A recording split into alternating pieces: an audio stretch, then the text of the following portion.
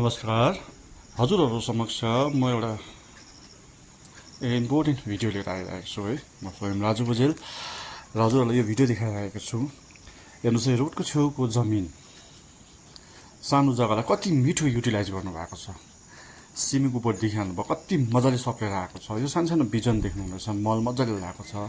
विशेष थाङ्ग्रा हेर्नुहोस् कति मजाले लाउनु भएको छ प्रपर। र तपाईँले देख्नुहुँदैछ सिमी त कति मजाले हुर्किएको छ, बोट कति पोस्टाएको छ।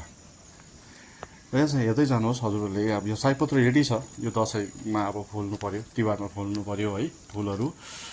र हामीले सिडुको ल्याउनु भएन नि त, आफ्नै जग्गामा अब सानो जग्गामा यो युटिलाइजेसन हेर्नुहोस् है, प्रपर युटिलाइजेसन। र यसबाट चाहिँ मैले चाहिँ के शिक्षा पाएँ भने गर्नेलाई जहीँ तहीँ, नगर्नेलाई काहीँ न काहीँ बस जोस र जागा हिम्मत हुनु पर्दो रहेछ साथी हो।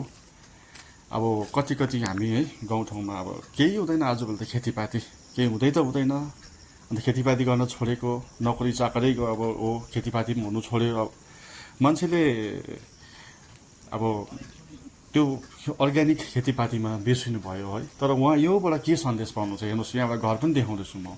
उहाँहरू यहाँ घरमा बस्नु हुँदो रहेछ, आफ्नो कोठा पनि चटकचटी कति राम्रो छ, सफा छ। मैले चिया पनि खाएँ, यहाँ दोकान पनि त्यही एट्याच छ, फास्टफुड पनि छ हेर्नुहोस् है।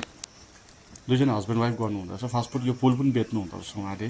फास्टफुड तातो चिसो है, यात्रीहरूलाई आउँदाखेरि तातो चिसो खुवाउने फास्टफुड है। टक्कै रोडकै जस्ट त्यसको अपोजिटमा हेर्नुहोस् मकै। अब फेरि रोडको यो जग्गालाई कति मजाले उहाँले मकै रोप्नु भएको छ। त्यसको माथिल्लोपट्टि काँक्राको बिजन छ हेर्नुहोस्, ती भित्तापट्टि फर्सीको बिजन पनि छ, बोट पनि छ। र तपाईँको हेर्नुहोस् सिमी पनि रोप्नु भएको छ। डिलमाथिको अलग्गै युटिलाइजेसन। यो हेर्नुहोस्, यो मेवाको बोट हो।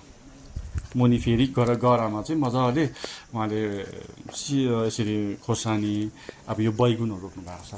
योबाट चाहिँ हामीले के लेसन लिन सकिन्छ भने चाहिँ मान्छे गर्ने मान्छेले, हिम्मत जोस हुने मान्छेको लागि हामीले हाम्रै भित्रै खोज्नुपर्छ। र चाह्यो भने हामीले जे पनि गर्न सक्दो रहेछ।